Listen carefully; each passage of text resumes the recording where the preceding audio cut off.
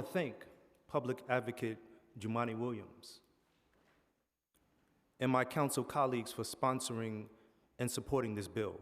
I also want to thank the community of advocates who fought tirelessly to make this bill possible. With that, I urge my colleagues to vote yes to override the veto.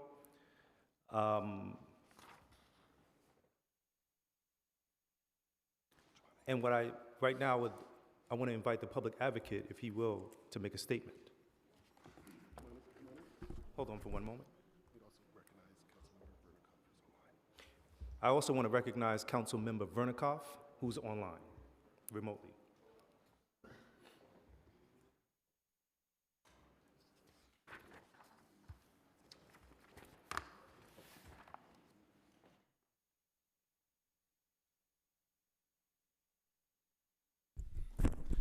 Thank you so much, Mr. Chair. That sounds awesome to say. It sounds very awesome. Peace and blessing, love and light to everyone. I want to thank everyone for being here. I have to say it is quite frustrating to be here. I'm sorry that we have to be here, but I want to thank the speaker, Mr. Chair, and co-sponsor, Councilmember Alexa Aviles, and in particular the families who are here and the advocates for helping us get here. Despite all of the misinformation that has been spread about this is simply a reporting bill. I don't say that to understate the tremendous importance of getting the information. Reporting data is how we helped curb the abuses of stop, question, and frisk. This is a continuation of that work and the remedial process that was put in. I just want to give an example, and I hope the media picks this up. Mr. Chair, you appear to be a black male between the ages of 30 and 55. It's a level 1 stop. From a 911 call that did not raise to another level stop. I believe that took less than 10 seconds, and I assume it may be even less once we have an app and a drop-down menu that works so this can happen seamlessly. That's all we are asking, so we can have a baseline of what is going on when our police encounters or stops, or however we want to call them. We have been trying to have a conversation with this administration for 2 years about how best to implement it. I have not heard them publicly say that we can have that conversation until yesterday. So much of this misinformation, so much of this trying to rip the city apart on a reporting bill could have been prevented if they would have had the conversation they now want to have after this council did its duty by passing a bill and doing its duty about to override it. This is really essential work. This is not about preventing police work. This is police work. We took the patrol guide and used a construct that was already there and using the work to get the information for other stops that already exists. So I'm hoping that the conversations will be fruitful, but I just have to remind how much we tried diligently to have that conversation. Saying you don't want any level 1 stops is not a compromise. It is a gutting of the bill. Having a conversation about how we can do this as seamlessly and efficiently as possible is a conversation that we have been trying to have for many years. So I'm happy that my colleagues will be overriding this. Hopefully the true information about this bill will be getting out to the public, and we stop using fear to ask folks to override their intelligence, and to police officers. Please understand this is about public safety. We have you in our minds as well, and look forward to having the conversation. Just lastly, I want to thank, as I mentioned, all of the colleagues here, but Nick Smith, Elizabeth Guzman, Jeffrey Sevilla, Solomon Azevedo, Gwen Saffron, and a big shout out to Veronica Evries and Rosie Mendez, who really took this on their back for the past 2 years. Thank you. Thank you, Public Advocate. I will ask the clerk to call the roll on the following questions. First, shall we accept and file the mayor's veto message? Pause 1 second. But before we call the vote, does anyone have any remarks that they'd like to make for this committee? This will be in addition to an opportunity to explain your vote. So if there's any remarks you'd like to make, we're going to set a timer for 1 minute, and we're going to set a timer for 2 minutes, and you could go ahead. So we'll start with committee members first. Councilmember Holden. Yeah, I'd like to take issue with what the public advocate said. I don't question his motives. I understand that's what he feels will work, but as somebody that's been involved with police, not only in ride-alongs in the past and in this past Saturday, I see police work. I also listen to the scanner when I'm home by my computer. I'll just check what's going on in my neighborhood. Now let's say I have 3 police cars out on a particular night. They're holding at least 5 jobs. That's 5 911 calls. Now you're asking them to do additional reports. If anybody ever followed a police officer around, you know they have mountains of paperwork now. So if what the public advocate said was, well, this is only a few seconds. By the way, there could be up to 11 questions with your level 1 reporting. And a level 1 is not a stop, by the way. It's an encounter. That means the civilian does not have to talk to the police officer. They could just walk away. And they're allowed to do that. Let's say an accident, and what the police officers that we were with on Saturday night on the ride-along, if they had, let's say a female was being assaulted, they have to now ask witnesses there who might have seen it. So let's say 10 witnesses they pull aside. 10 of them, or let's say 10 out of the 11 witnesses they pull aside, so they didn't see anything. They still have to report with this bill. They still have to fill out a form.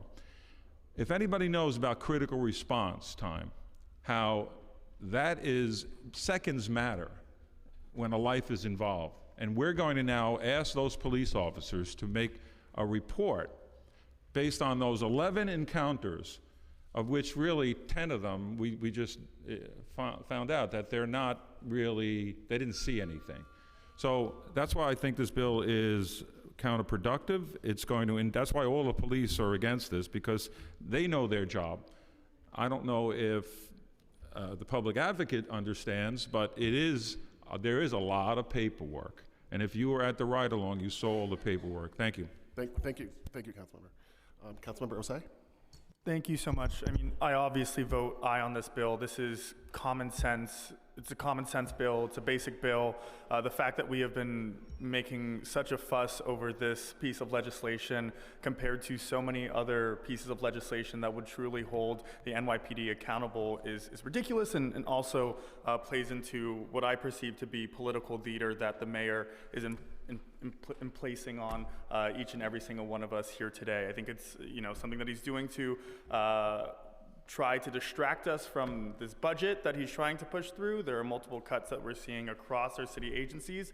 This bill is at best going to be something that the NYPD does every other day, if we're able to even hold them accountable on collecting the data that they're going to be collecting. This is a NYPD force that has a larger head count than some militaries across the world. We're asking them to collect data, right? Don't get distracted by what the mayor is trying to do. He's trying to take our focus off of his budget that's going to hurt New Yorkers more than a reporting bill that we're trying to get passed, not once, but twice. Thank you. Thank you, Councilmember. My vote today, I want to emphasize the unity. My vote will reflect the core value that we are one city, united and not divided. This act is a step towards ensuring that every resident, regardless of where they live or what they look like, can trust that their rights are being respected and protected. I have respect for my police officers. I'm very close. I hold immense respect for them. I want to work close with my police officers. And the division, the word that I'm hearing, is heartbreaking. So the commitment that we committed to is transparency. I will give you an example as a nurse. As a nurse, where I recall vividly that when I had to do paperwork, when we had to change to technology, we did not know. But when we changed to technology, it becomes much easier.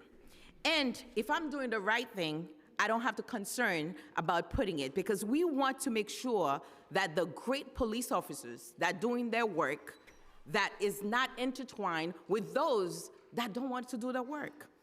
Giving a report, according to all the statistics we're seeing that folks are being suffered in their community. There's no trust between police officers and community anymore. So if we can make one step toward transparency, I think it's the time to do it now. So before I abstain, because there's so many questions coming to me, and I did not want to make any mistake. I'm saying that maybe there's something that I did not see in the bill. But when I review it and ask questions and go over and over, and I say, if I have to make one step toward transparency to make sure the great police officers that are doing their work can be outstanding as they are, and those that don't want to do the work, then we can see it. So it is about building trust between officers and communities. And as far as the mayor, like the public advocate mentioned, that we can talk. We can have the understanding of what we're doing, because the city of New York is a great city, and we can still hold people accountable if they're doing something wrong. And right now, I'm so happy to be part of the team, the criminal justice team, to make sure that we have the transparency that we need in our community. Thank you, Councilmember. Thank you. Next, we'll hear from Councilmember Palladino.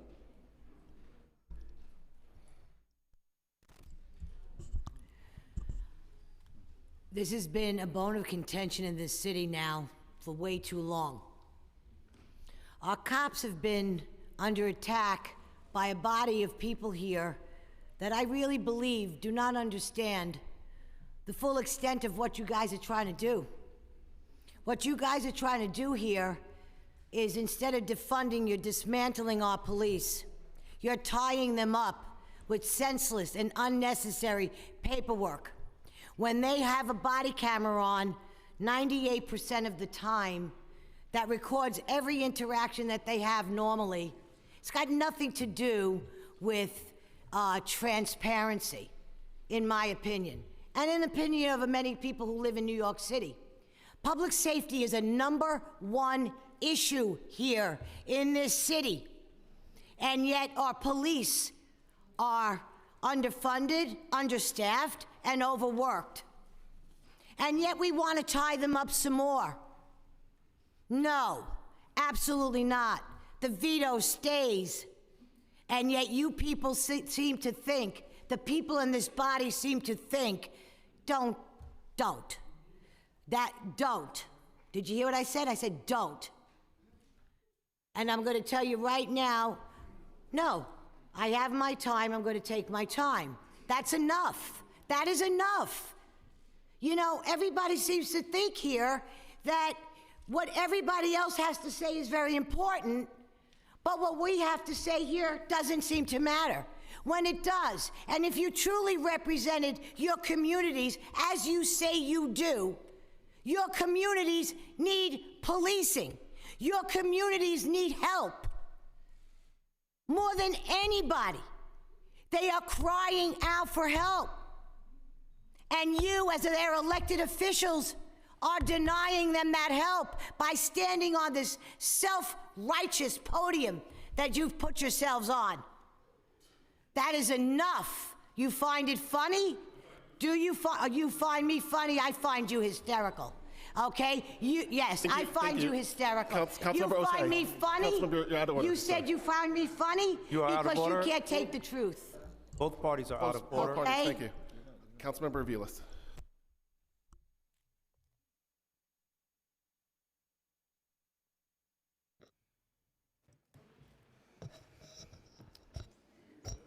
Colleagues, public, familia, despite what you have heard from the mayor and his allies, this legislation has been years in the making, driven by legal experts, by advocates, by family members, by law enforcement, and by people whose rights have been violated and have spent time in the back of a police car under very different circumstances than some of you have experienced this weekend.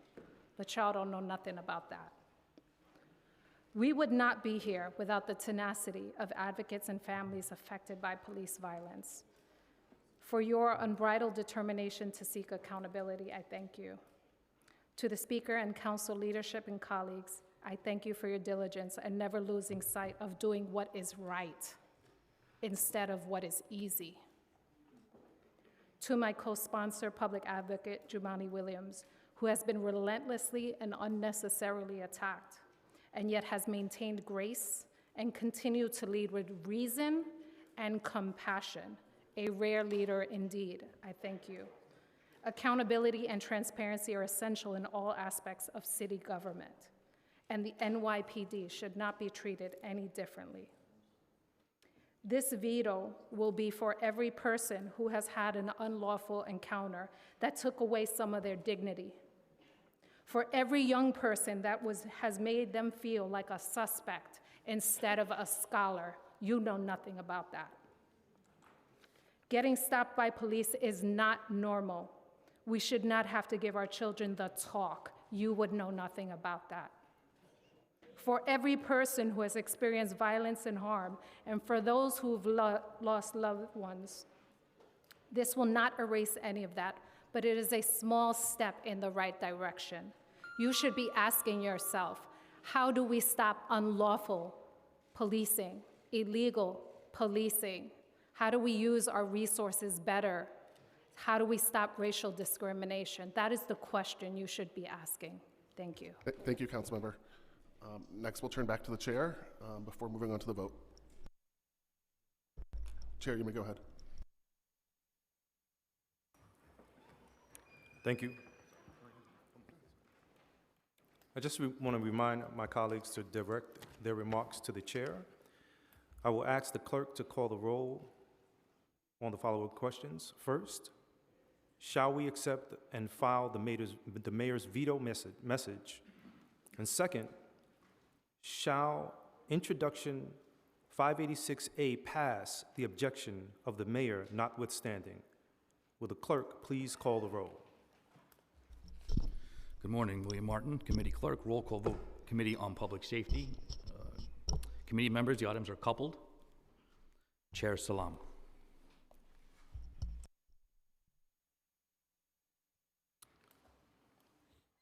I am voting to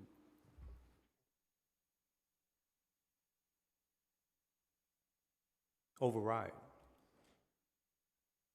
You know, it's interesting, as a chair and as a person with my lived experience, I don't want to bring that into this particular conversation, but I just literally got a message that popped up on my screen that talked about the 25th anniversary since the murder of Amadou Diallo. So I am in favor of the override. And do I vote aye on the override? I vote aye. Thank you. Ayala. I vote aye. Holden. No. Rivera. I vote aye. Yeager. No. Caban. Permission to explain my vote. You may go ahead. Thank you. First of all, I just want to thank the public advocate, the sponsor of the bill, Councilmember Aviles, Chair, all of our colleagues, but first and foremost, the advocates and the families who have been most directly impacted by this. I am a Queens kid who grew up with an older Puerto Rican brother, and I know the effects on a day-to-day basis for my family and my neighbors. And I just want to say, for folks who have made it a recreational activity to listen to police scanners or go on a 4-hour ride along, that I was professionally part of the criminal legal system for years. I was a public defender who cross-examined police officers every single day in court. It was my job and my duty to know the inside and out of the patrol guide, to know every single piece of paperwork and documentation generated by a police officer for any investigative action. And so I am here to tell you, as someone who works professionally within that system, this is not a burden. This is doing the right thing. And if we are going to solve the issues of racist, biased policing outcomes then we must have the data to do so. We need the information. We will all be safer and healthier for it. And you know what? Particularly, and the reason why we should be doing it is because Black men, brown men will be safer and healthier for it. So I am so proud to be part of this body today, and I vote aye on all. De La Rosa. A moment to explain my vote. So here with us today, we have Sammy Feliz, who is the brother of Alan Feliz, who was my constituent and lost his life over a level 1 stop. For those of you who think that it is impossible to lose your life over a level 1 stop, I ask you to speak to Sammy. He knows about that pain. Alan's son, whose mother I went to high school with, will never know his father. And so as the council member for Washington Heights, where we have been at the crosshairs on targeted policing and broken windows, I probably vote aye, because their blood will not be on my hands. Joseph. I vote aye, and as the mother of 4 Black boys, this is a big day for us and all the students that I taught in New York City public schools. I vote aye on all. Marte. I vote aye. Osei. I vote aye. Stevens. A moment to explain my vote. Let me go ahead. There's 2 things that I just want to make clear. Officers are already tracking this information.